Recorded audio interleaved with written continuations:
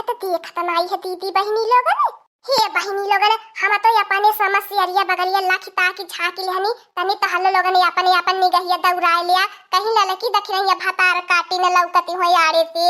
बहनी लोगन यही मुरैया उखाड़ उखाड़ यही सरसोईया में लुकाई जाता बाटी और करे बाद बहनी लोगन लाई चलब गाय भर घूमी घूमी फेरी लगाए के पिए चिलेबे का करी बहनी लोगन बगरी कुल कैले हमारा खर्चा में बर्चा नहीं चले वाली बाय। हाँ बहनी लोगन एक बात तो बताई देता बाटी तहा लोगन देखत हाउ लेकिन बताई हम मती नहीं तो बहनी लोगन बेमतलब के मारी झगड़ा लड़ाई हो जाई और तहा लोगन के तो देख के मैं जाई आई जाई हम लोगन का मारी झगड़ा लड़ाई।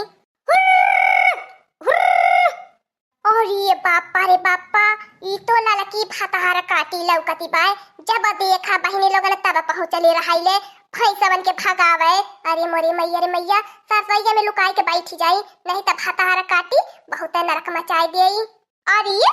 मुरैया कैसे उखड़ी गईली ये कर खोटा जरी जाए भैंसवन के का बताओ कुल उखाड़ी नवत बाटे खड़ी खड़ी हमार मुरैया।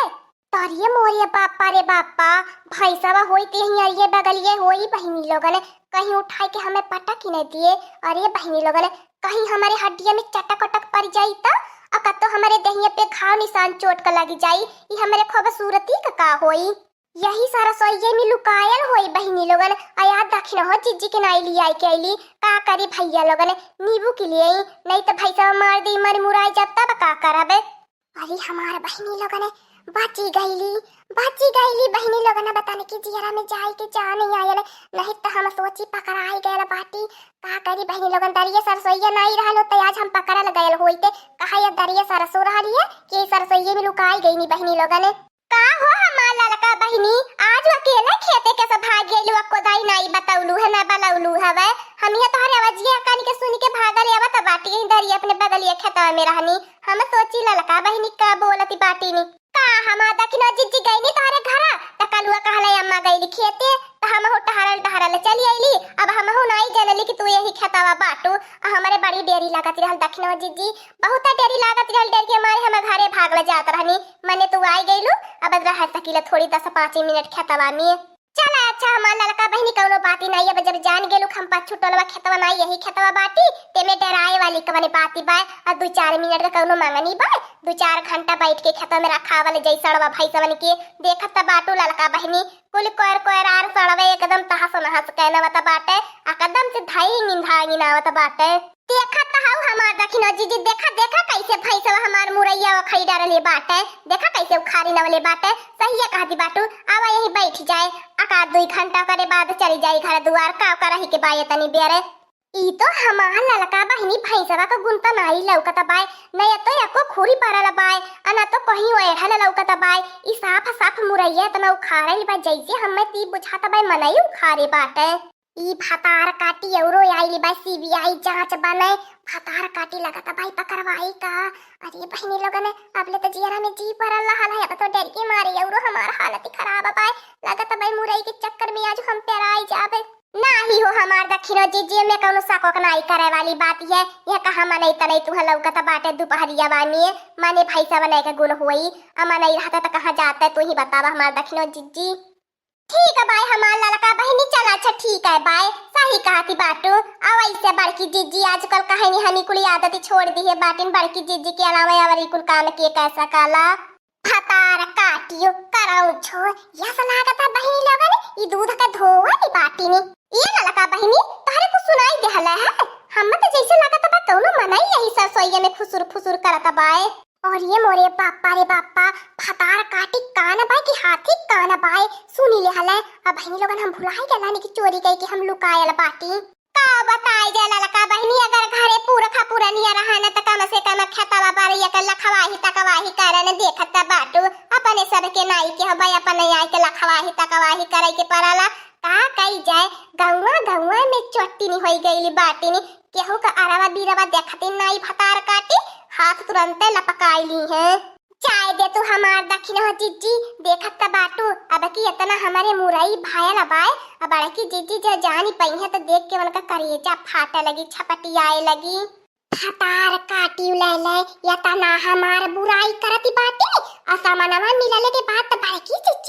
चिच्ची अब बताई फतार काटी लगन के ये बहिनी लगन हमार मुरई मिर्चा खाए के मन कही देहले त दूठी मुरई खा लेनी हमार जीव गाने में फसल बाई सारसों में लुकाएला बाटी अब फतार काटी ले हमार कितना मांगी मांगी खाए ना वैनी। अरे मोरी मैया रे मैया तो मोरी छींकी आवे वाली है खोखी आवे वाली है का करूं। अरे मोरी मैया रे मैया बर्दाश्त नहीं होता बाई बेटा हो लगा तबाई खज्जा मज्जा चला तबाई। अरे मोरी मैया रे मैया पकड़ाई जाबो का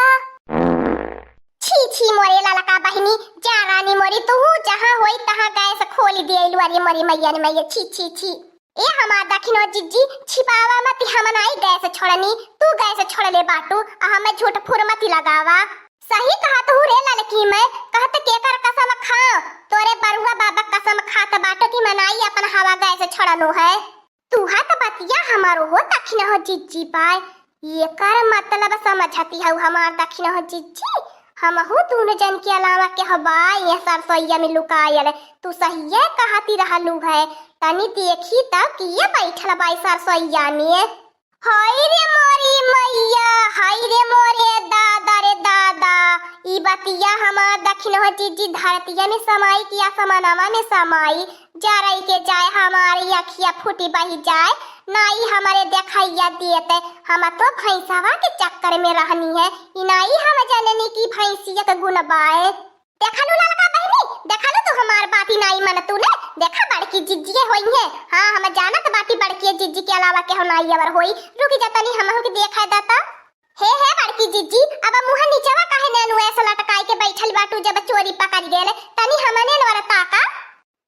की लड़की देखी नैया इतना पेटवा हमार मड़ोरत बाई इतना गज्ज मज्ज चलत बाई तनी आड़ल त देख के यही बैठी गईनी अका भतार काटी ले कहती बाटू चोरी हमारे बस के बाती बा चोरी ओरी हम चोरी ओरी नहीं करे आला बाटी तनी आला बाटी बाहरे भीतर उ तो हमार बड़की जिज्जी देखाइया देता बा तू करे कावाई बाटू। हां हमार बड़की जिज्जी मुरैया तोहरे लगा कूदी के पहुंच गईली होई नाई रे लड़की देखी नहीं तन्ने नाई समझत बाटा तनी कहानी खाए पी ले तो बढ़िया से पेटवा साफ हो जाई। ए हमार बड़की जिज्जी ई देखा तो हर कारनामा नाई निकबाय कितने मेहनत से हम जारी मर के कितना मनई लगवाई के हम खेती करौली है तब तो नाई एक दाई हमारे खेत के मेड़ा झाका आइलू इतनी देर तू आइल बाटू हमारे मेड़ा के आरी आरी लुका छिपी करे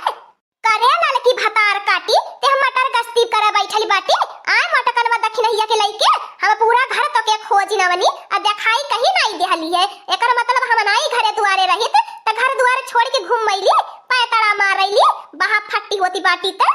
मने दखी नहिया के घरे हालू का दालू खनाई बाटे तो ओकर साथ दई के घूमबी आ मटकनवा त दुनिया से बही गईली बाय पूरा गांव से न्यारे होई गईली बाय पूरा गांव से छटली बाय ओकर दाज देबी त अगर ऐसे हने दुरहर का दाज देत रहबी ने तो तोर हड्डियां गुड्डियां हम तोरी नाई बताए देत बाटी तनी हद में रहू खेते बारी आए के नौटंकी करती बाटू। ए बूढ़ा हाउ मटकी भैंसिया के पहले देखा हम मटकी भैंसिया के संगु त बांध के नाई आल बाटी ए हमारी अम्मा बतावे तने मेहनत से खेतिया बारिया कइली बाय तू नाई रहलू त खेतिया बारिया नाई हमरा खाई दे आ तू नाई बाटू तो हर जिम्मेदारियां हम नाई पूरा करब देखा मटकनवा भैंसिया आइल अपने खेता में कैसे चोरी करे जन बोले खोही के बोला समझलू हम तो भलाई के बारे में सोचत बाटी कारिया मटकनवा भैंसिया तो के अब हमारे खेत बारी मिलल बा तिया लड़की दखी नहिया ये काम कर लिया बाकुली ने आज गड्ढा खोद के आ यही खेतवे में के दफनाई देवल जाई। हां फतार काटी के न रही न चोरी करी काहे कुछ बोलतू हो हमार बड़की जिज्जी तू साफ सुनी ले हला आ का होई गेल अब बोली नाई नी करत बा पकड़ाई गईलू त नहीं तो बहुत तोहर कैची के नहीं कचर कचर जबान चलैले। हां बड़की जिज्जी का भयल काहे ना ये कोई आवाज नी करत बाय जा हमार बड़की जिज्जी तू तो शर्म के मारे मरी जाए के चाहे चुल्लू भर पानी में डूबी के मने मुरही चोरावे तू चली आइलू